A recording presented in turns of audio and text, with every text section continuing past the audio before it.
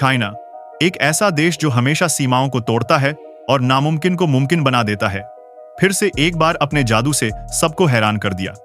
उसके विस्तृत भूमि खंडों में कई दशकों से रेगिस्तान का बढ़ना धूल भरे तूफानों, फसलों की बर्बादी और आर्थिक मुश्किलों को बढ़ा रहा था। इसलिए चाइना ने अपनी धरती पर रेगिस्तान के खिलाफ एक सख्त लड़ाई शुरू की। अब सवाल यह है कि बढ़ते हुए रेगिस्तान को रोकने का दुनिया का सबसे प्रभावी उपाय क्या है? यह उतना उच्च तकनीकी नहीं है जितना आप सोच रहे होंगे, बल्कि यह एक टुकड़ा भूसा और जाल की तरह है। चाइना बिना किसी चमत्कार के ऐसा नहीं होता, और हम अभी जानने वाले हैं कि वो क्या है। पहले समझते हैं कि चाइना ने अपने बढ़ते रेगिस्तान की समस्या के लिए यह उपाय क्यों अपनाया। साल 2000 में चाइना के कुल भूमि क्षेत्र का लगभग 30% रेगिस्तान के चंगुल में फंस चुका था। असल में बहुत सी उपजाऊ जमीन सूखी और खाली जमीन में बदल गई, और एक हैरान करने वाली बात जो इस संकट में योगदान दे रही थी वो थी गोबी रेगिस्तान। उस वक्त वो हर साल करीब एक 390 वर्ग माइल के दर से फैल रहा था, जो रोड आइलैंड के आकार का हर 12 महीने में रेत के नीचे दब जाना जैसे था। दुखद बात यह थी कि इसके असर दूर दराज के स्थानों तक नहीं सिमटे। धूल भरे तूफान, जिन्हें हुआंगशा कहते हैं, नियमित रूप से बीजिंग जैसे शहरों पर हमला करते। यह घटना दृश्यता को काफी कम कर देती, पूरी सड़कों को पतली रेत से ढक देती। इसके अलावा सबसे ज्यादा प्रभावित क्षेत्रों में से एक था कुबुची रेगिस्तान इनर मंगोलिया में। यह 180 वर्ग माइल से ज्यादा फैला हुआ था। कुबुची हमेशा से एक संघर्षमय परिस्थिति नहीं था, लेकिन कई दशकों की अत्यधिक चराई और वनों की कटाई ने जमीन को बर्बाद कर दिया। जो 20वीं सदी के अंतिम भाग तक बचा, वो सिर्फ रेत के टीले और धूल थी कई माइलों तक। रेगिस्तान के किनारे पर पूरे ग्रामीण समुदायों को दूसरे स्थानों पर जाना पड़ा, क्योंकि खेती की जमीन सूख गई और हवा रेत को घरों में ले आती। खेती को सहारा देने वाली नदियां या तो सूख गईं या गायब हो गईं। इसके अलावा परिवहन मार्ग जैसे रेल और राजमार्ग रेत के टीलों से दबने के खतरे में थे। हालत बिल्कुल निराशाजनक लग रही थी। तो चाइना ने क्या किया? चाइना के नेतृत्व ने समझा कि यह सिर्फ एक साधारण पर्यावरण मसला नहीं है, बल्कि यह खाद्य सुरक्षा, आर्थिक विकास और क्षेत्रीय स्थिरता के लिए एक वास्तु का खतरा था। सरकारी आंकड़ों के अनुसार 2016 से 2020 तक देश ने करीब 21.7 मिलियन एकड़ रेगिस्तानकृत जमीन को हरे क्षेत्रों में बदल दिया। अलबत्ता चाइनीज यहां नहीं रुके। 2022 में उन्होंने और 9.3 मिलियन एकड़ वनों से ढका, और 2023 में चाइना ने और आगे बढ़कर 9.8 मिलियन एकड़ से ज्यादा बर्बाद जमीन पर पेड़ लगाए। यह कितना अद्भुत है कि चाइना सक्रिय रूप से और पेड़ लगाने की कोशिश कर रहा है और अपने रेगिस्तान के मसलों को कम कर रहा है। हैरानी की बात यह है कि उनके पास पेड़ लगाने के लिए एक पूरा दिन समर्पित है। इसे नेशनल ट्री प्लांटिंग डे कहते हैं, और यह 12 मार्च को होता है। यह प्रवृत्ति असल में चाइना के योजना के साथ जुड़ी है, जो दशक में करोड़ों पेड़ लगाने की है। इस दिन बहुत से साधारण लोग सूखे क्षेत्रों में जाते हैं नए पौधे लगाने के लिए। यह एक बहुत ही रोचक घटना है। जनता देश को रेगिस्तान से बचाने में सक्रिय भाग लेती है। अद्भुत नहीं? अब पेड़ तो अच्छे हैं, लेकिन बात यह है कि रेत हिल सकती है।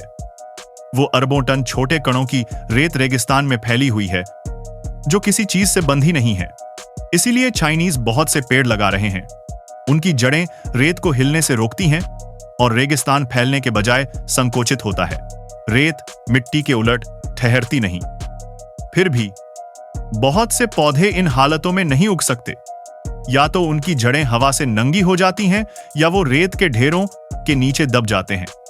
आमतौर पर पौधे ज्यादा देर नहीं टिकते, और भूलना नहीं कि रेगिस्तान में तेज हवाओं को रोकने के लिए कुछ नहीं है, इसलिए रेत हिलती रहती है। ये बहुत तेज होती हैं, और ऐसी कठोर हवाएं पौधों को नुकसान पहुंचाती हैं। बहुत से पौधे जो रेतीले क्षेत्रों में लगाए जाते हैं, उन्हें उगने के लिए कुछ पोषण तत्वों की जरूरत होती है, लेकिन रेत के टीले और सूखे स्थान अक्सर ज्यादा कुछ नहीं देते। इसलिए चाइना के हरे दीवारों के निर्माण के बुनियादी टुकड़े सिर्फ सूखते जाते हैं। यह स्पष्ट है कि सिर्फ पेड़ लगाना काफी नहीं था। तो चाइना के रेगिस्तान विरोधी रणनीति का अगला चरण रेत को ही अभियंत्रीकृत करने से जुड़ा था। मैं जानता हूं कि रेत को अभियंत्रीकृत करने का विचार थोड़ा पागलपन भरा लगता है, असल में यह बिल्कुल व्यर्थ लगता है, लेकिन चाइनीज ने यही किया। 1950 के दशक से ही चाइना ने कुछ जो भूसा चेकरबोर्ड बाधा कहते हैं उसका उपयोग शुरू किया।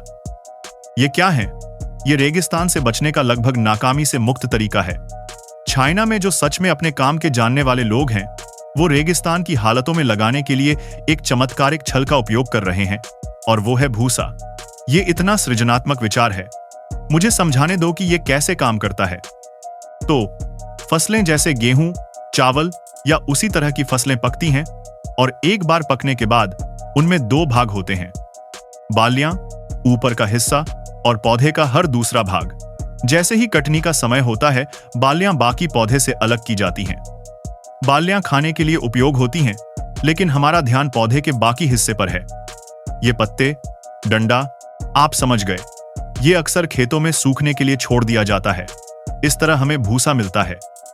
ये असल में मृत, सूखा पौधा है, और चाइना के पास इसका ढेर है। 2024 तक 74 मिलियन एकड़ से ज्यादा चावल के खेत थे, जो 207 मिलियन टन से ज्यादा चावल उत्पादित कर रहे थे। इंटरनेशनल राइस रिसर्च इंस्टीट्यूट के अनुसार चावल और भूसा का अनुपात लगभग 1:1 है। तो हम कह सकते हैं कि 2024 में देश ने सिर्फ चावल से 200 मिलियन टन से ज्यादा भूसा इकट्ठा किया। कुल मिलाकर चाइना हर साल करीब 1 अरब टन भूसा जमा करता है। अब आप जरूर सोच रहे होंगे कि भूसा रेगिस्तान को ठीक करने में कैसे मदद करेगा। तो पहले इसे रेत के टीलों और दूसरे सूखे क्षेत्रों पर जाल के पैटर्न में रखा जाता है, ताकि वो एक बड़े चेकरबोर्ड में बदल जाए खुदाई गई खंदों से। भूसा की कोशिकाएं एक प्राकृतिक बाधा बनाती हैं, तो पौधे जो रेगिस्तान की कठोरता को सह सकते हैं, उन्हें हर भूसा कोशिका में लगाया जाता है। समय बीतने के साथ भूसा टूटना और टूटना शुरू हो जाता है, एक प्राकृतिक खाद बनाता है और रेत के टीलों को हरे घासों से भर देता है। अब ये कोशिकाएं अपने आप रेगिस्तान को हरे जंगल में नहीं बदलेंगी, लेकिन वो रेगिस्तान के पौधों के जीवित रहने के मौके को काफी बढ़ा देंगी। सही तरीके से स्थापित होने पर भूसा झाल रेत के हिलने को लगभग पूरा रोक सकते हैं, कभी-कभी 99% तक, और हवा के बाधा के रूप में काम करते हैं, जो नाजुक पौधों को जीवित रहने में मदद करते हैं। यह विधि एक क्रांतिकारी बदलाव है। हालांकि यह आसान प्रक्रिया नहीं है, और यह जरूर महंगा नहीं है। इसके अलावा जिन लोगों को शामिल है, उन्हें रेगिस्तान की गर्मी और कठोर मौसम का सामना करना पड़ता है। इसे बहुत सी हाथ का काम चाहिए, और यह अत्यंत तीव्र है। तो चाइना ने सृजनात्मक होने का निर्णय किया। छोटे भूसा के गुच्छों को रखने के बजाय कामगार अब लंबी भूसा की रस्सियां उपयोग करते हैं। ये फैक्ट्रियों में बनाई जाती हैं, साइट पर ले जाई जाती हैं और मशीनों से रखी जाती हैं। प्रक्रिया 60% ज्यादा कुशल है। हर रस्सी 6 साल तक चलती है, जो पुराने तरीकों से 2 करके गुना है।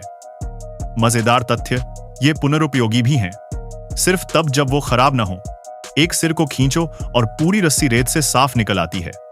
चाइना ने मशीनें भी विकसित की हैं, जो खंदा खोदती हैं, भूसा रखती हैं और रेत से ढकती हैं, सब एक ही पास में। ये मशीनें 4 से 6 लोगों का काम कर सकती हैं। एक मिश्रित उपागम भी है। खंदे हाथ से खोदे और भरे जाते हैं, जबकि मशीन भूसा को दबाती और दफनाती है। भूसा जाल सिर्फ सिद्धांत नहीं है, उन्होंने अत्यंत कठोर हालतों में साबित किए हैं। सबसे अच्छा उदाहरण है बाओतो लांझो रेलवे। 1958 में बनी ये टेंगर रेगिस्तान से गुजरती है। बहुत से लोगों ने सोचा कि ये दशकों में रेत में दब जाएगी, लेकिन ये अब भी मजबूत खड़ी है, सब भूसा की वजह से। ये तकनीक ने 1988 में राष्ट्रीय विज्ञान पुरस्कार जीता।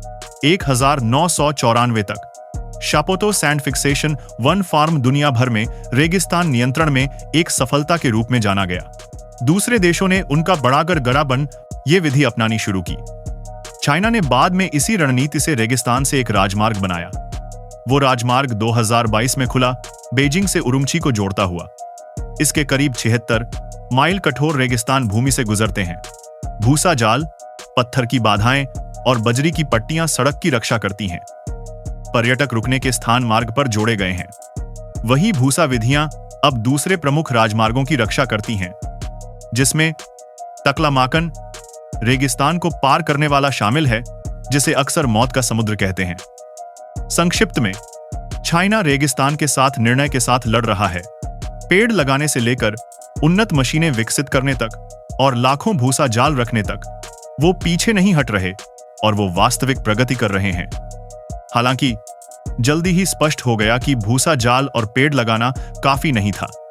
असली लड़ाई तल के नीचे शुरू होनी थी और वहां कुछ जो बायोक्रस्ट्स कहते हैं वो मैदान में आए।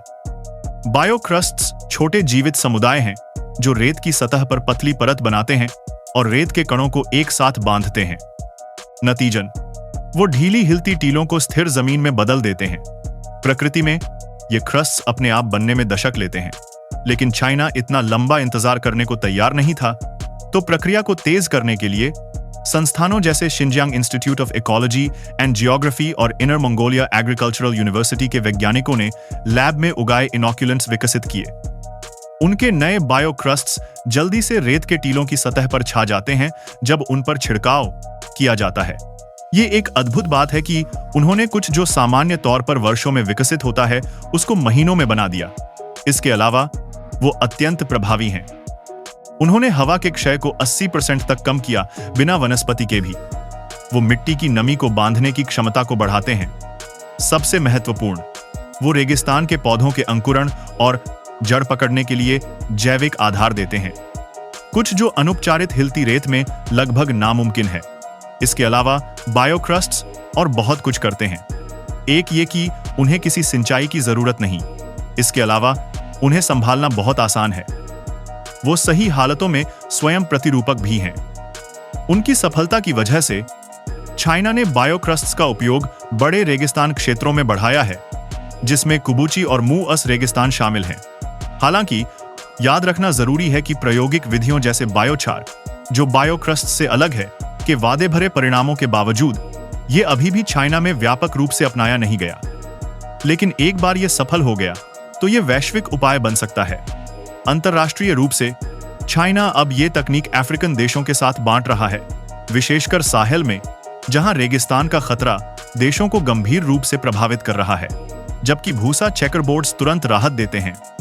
बायोक्रस्ट्स लंबी अवधि की स्थिरता सुनिश्चित करते हैं, साबित करते हैं कि कभी-कभी सबसे छोटे जीव सबसे बड़ा अंतर ला सकते हैं। तो हम देख सकते हैं कि चाइनीज सिर्फ अपने पागलपन भरे नए विचारों से लाभ उठा रहे नहीं, बल्कि दुनिया भी। अब कुछ लोग सोच सकते हैं कि चाइना ने अपने रेगिस्तान संकट को हल करने के सभी उपाय पा लिए हैं, लेकिन वो अभी भी खत्म नहीं हुए थे। सतह स्तर के उपाय जैसे पेड़ लगाना और भूसा जाल सिर्फ इतना ही हासिल कर सकते थे। और जब उन्होंने ये समझा तो चाइनीज ने अपना खेल बढ़ाया। इसने अनुसंधानकर्ताओं को एक नई रेडिकल उपागम की खोज करने को प्रेरित किया, रेत को ही बदलने का। परीक्षण प्लॉटों में जैसे उलन-बुह रेगिस्तान इनर मंगोलिया में, संस्थानों जैसे छोंगचिंग जाओतोंग यूनिवर्सिटी के वैज्ञानिकों ने कुछ परीक्षण किया जो पौधा जैविक पदार्थ को जमीन के नीचे दफनाने से जुड़ा था।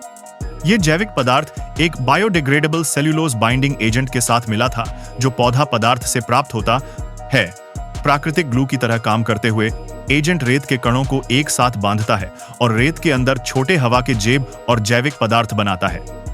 यह वास्तविक मिट्टी की संरचना की नकल करता है। बदलाव पूरा अद्भुत था। जो एक बार बर्बाद हिलता भूमि था, वो स्पॉन्जी जैसे अर्ध संरचनात सबस्ट्रेट में बदल गया, जो पानी को रोक सकता है, क्षय का विरोध कर सकता है और पौधा वृद्धि को सहारा दे सकता है। खेत परीक्षणों में फसलें जैसे टमाटर, मिर्च, मकई और सूरजमुखी भी कम सिंचाई के साथ उगी, और यह पहले नामुमकिन था। चाइनीज सृजनात्मकता की सीमा सिर्फ हैरान करने वाली है। प्रयोगशाला अध्ययनों ने इन परिणामों को समर्थन दिया। बायोचार, एक प्रकार का कोयला, और कार्बोक्सी मेथिल सेल्यूलोज (CMC) का उपयोग करते हुए प्रयोग दिखाते हैं कि मिट्टी की पानी धारण करने की क्षमता 36% तक बढ़ गई। लेकिन यह सब नहीं, मिट्टी की नमी रखने की क्षमता 30% बढ़ी और मिट्टी की सामूहिक स्थिरता, जो मिट्टी के टुकड़ों को एक साथ रखने की क्षमता है, अनुपचारित रेगिस्तान रेत की तुलना में ड्रामेटिक रूप से सुधरी। ज्यादा महत्वपूर्ण, ये अभियंत्रीकृत रेगिस्तान मिट्टी ने अपने आप को बनाए रखने की योग्यता साबित की। 1 या 2 उगाने के मौसमों के बाद प्लॉटों ने सूक्ष्मजीव जीवन को पुनर्जीवित करना शुरू किया, धीरे धीरे अपना जैविक सामग्री बनाते हुए। जब तक भूजल का उपयोग स्थायी रूप से प्रबंधित है, यह विधि पहले मृत भूमि में निरंतर कृषि उत्पादकता की अनुमति देती है। आज ये उपागम कई रेगिस्तान क्षेत्रों में बड़े स्तर पर लागू किए जाने का लक्ष्य है, जिसमें उलानबू, कुबूची और शिनजियांग के भाग शामिल हैं। इसे दूसरे विधियों जैसे भूसा चेकरबोर्ड्स, पेड़ लगाना और बायोक्रस्ट इनोक्यूलेशन के साथ मिलकर काम करने की उम्मीद है, रेत को मिट्टी में बदलने के लिए एक पूर्ण उपाय प्रदान करते हुए। पूरी दुनिया चाइना के रेगिस्तान संकट को हल करने में डाले गए काम की मात्रा देख सकती है और सच में हम उन्हें उनका सम्मान देना चाहिए। वो अद्भुत काम कर रहे हैं। पिछले दशक में चाइना का रेगिस्तान के विरुद्ध युद्ध वास्तविक दिखने वाले परिणाम दे रहा है। वनों के पुनर्निर्माण प्रयासों द्वारा, जैसे कुबूची पुनर्स्थापना और 3 नॉर्थ शेल्टर बेल्ट, चाइना ने पहले बर्बाद जमीन के करीब 70 मिलियन एकड़ वापस पा लिए हैं। ये पुनर्स्थापित क्षेत्र अब रेगिस्तान विस्तारण के विरुद्ध प्राकृतिक सुरक्षा के रूप में काम करते हैं और स्वदेशी पौधों और जीव जंतुओं के लिए सुरक्षित स्थान बन गए हैं। सफलता का सबसे स्पष्ट संकेत धूल भरे तूफानों में तेजी से गिरावट है। उत्तरी शहर जैसे बीजिंग, जो एक बार पीली धूल से घुट रहे थे, ने 2009 और 2014 के बीच तूफान की आवृत्ति में 20% की कमी देखी। उपग्रह चित्र और हवा गुणवत्ता डेटा इस प्रवृत्ति की पुष्टि करते हैं। हवा बहुत साफ है और जमीन भी ज्यादा स्थिर है। इसके अलावा एक साधारण लेकिन महत्वपूर्ण उपकरण जो बड़ा प्रभाव डाल रहा है, वो है भूसा कोशिका विधि। वो बहुत कुछ करते हैं। एक, वो हवा क्षय को कम करते हैं और नमी को पकड़ते हैं। फिर वो माइक्रो हैबिटेट्स बनाते हैं जहां स्वदेशी पौधे जड़ पकड़ सकते हैं। और भूलना नहीं कि भूसा छाया प्रदान करता है और वाष्पीकरण को धीमा करता है, जो युवा बीजों को जीवित रहने में मदद करता है। दुनिया भर के लोग अब ये विधि उपयोग कर रहे हैं, पश्चिमी अफ्रीका से मध्य एशिया तक। लगता है कि हर कोई चाइना की सफलता की नकल करना चाहता है। इसके अलावा लाभ सिर्फ पर्यावरण नहीं, आर्थिक भी हैं। जगहों जैसे कुबूची रेगिस्तान में पहले बर्बाद जमीन अब हरे अर्थव्यवस्था को सहारा देती है।